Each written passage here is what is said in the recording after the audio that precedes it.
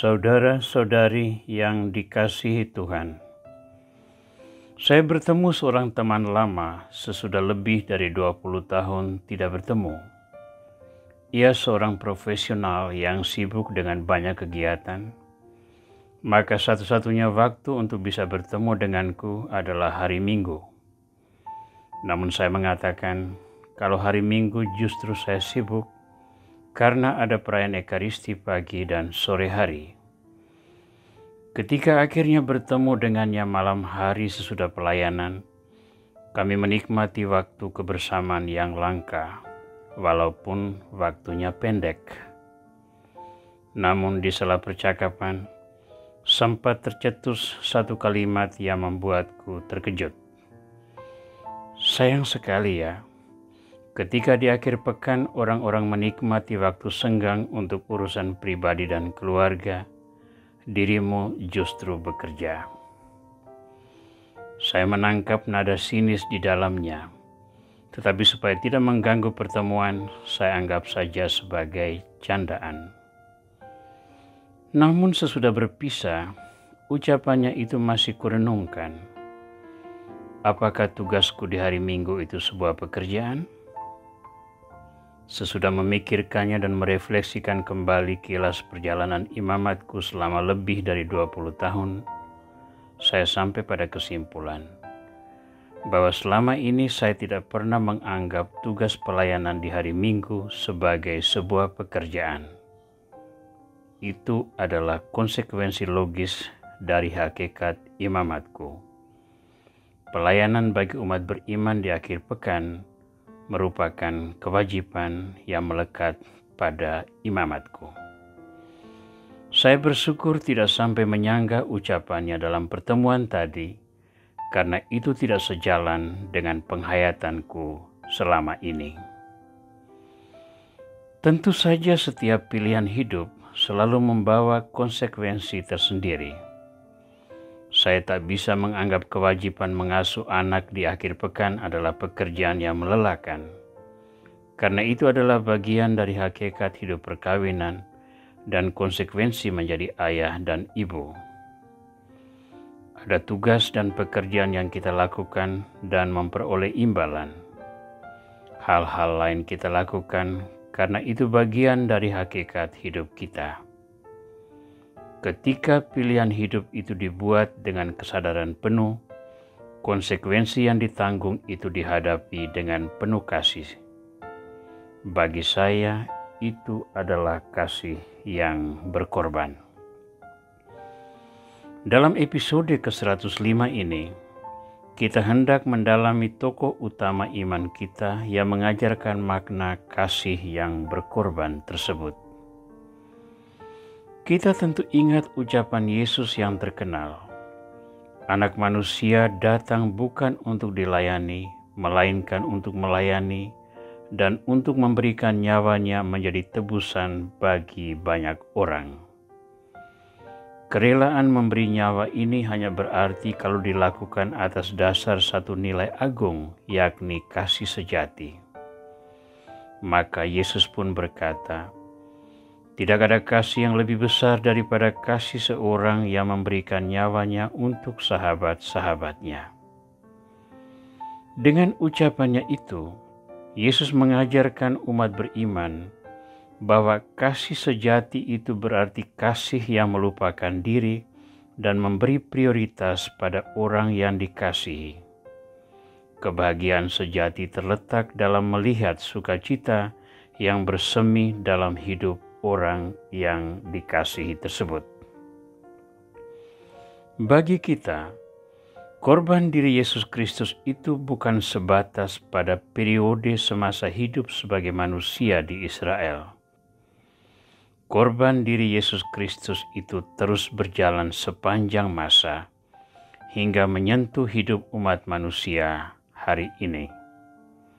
Mendalami hal tersebut, mari kita membaca surat kepada orang Ibrani bab 4 ayat 14-16, dilanjutkan dengan bab 5 ayat 1-7. Kita sekarang mempunyai imam besar agung yang telah melintasi semua langit, yaitu Yesus, Anak Allah. Baiklah kita teguh berpegang pada pengakuan iman kita.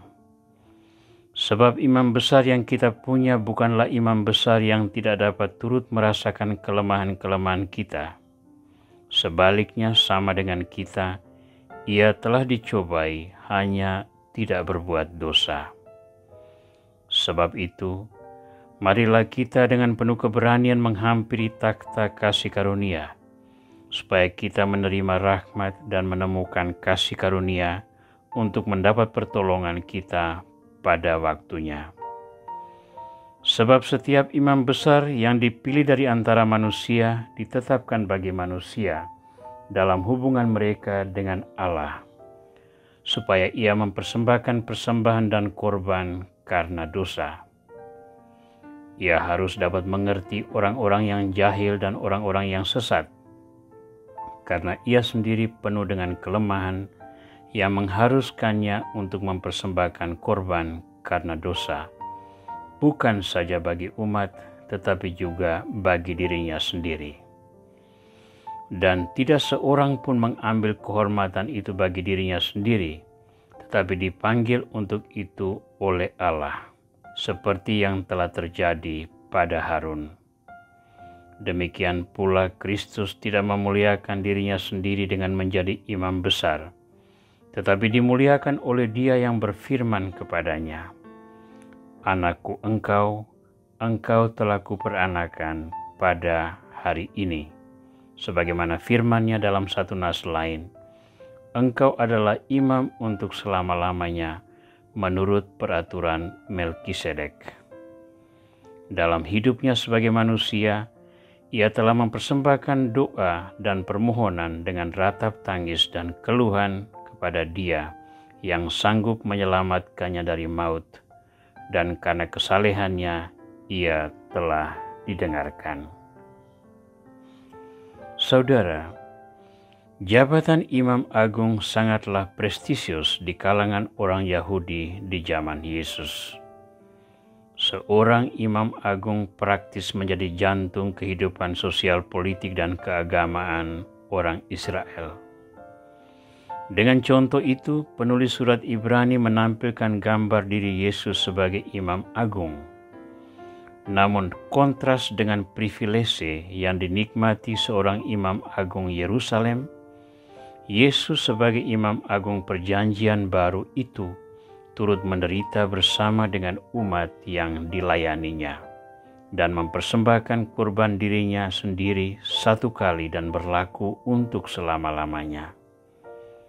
Persembahan diri Yesus inilah yang kita nikmati hingga hari ini, terutama dalam pelayanan-pelayanan sakramen yang membawa kekudusan bagi manusia berdosa. Penekanan khusus yang menjadi keteladanan kita ada pada kerelaan untuk menderita bersama dengan umat-Nya, serta korban diri yang berlangsung sepanjang masa. Karunia besar ini yang memberi kita kegembiraan dalam masa penantian, bahwa pribadi yang kita harapkan kehadirannya di akhir zaman nanti adalah pribadi yang sudah ada di tengah kita saat ini, menyertai kita dengan berkat-Nya dan mendorong kita untuk terlibat dalam perjuangan menegakkan panji-panji kerajaan Allah. Penantian kita dalam masa Advent ini menggarisbawahi kerinduan tersebut, bahwa pemenuh harapan kita itu masih akan datang kembali untuk membawa kita ke dalam kerajaan kekal, tempat kita mengalami kesempurnaan hidup. Dalam kerinduan inilah kita memberi makna pertobatan kita di masa Advent. Dengan bertobat, kita mengalami rahmat pengudusan dalam sakramen pengampunan dosa, diteguhkan dalam sakramen Ekaristi, dan didorong untuk terus mempersiapkan diri menyambut kedatangannya kembali. Tuhan Yesus Kristus, tak ada korban diri manusia manapun yang sanggup mengalahkan korban diri-Mu. Kami bersyukur karena karunia tersebut yang memberi kami kesadaran bahwa tak ada yang lebih mengasihi kami daripada dirimu sendiri. Semoga dengan kesadaran ini, kami terus berusaha memperbaiki diri, agar buah-buah keselamatan menjadi milik kami. Kiranya kasih karuniamu senantiasa menaungi gerejamu, meneguhkan umat Allah untuk terus bersaksi, agar buah-buah keselamatan menaungi banyak orang. Buatlah kami bersukacita dalam penantian kami, karena kami tahu pasti bahwa Engkau tak akan meninggalkan kami. Amin.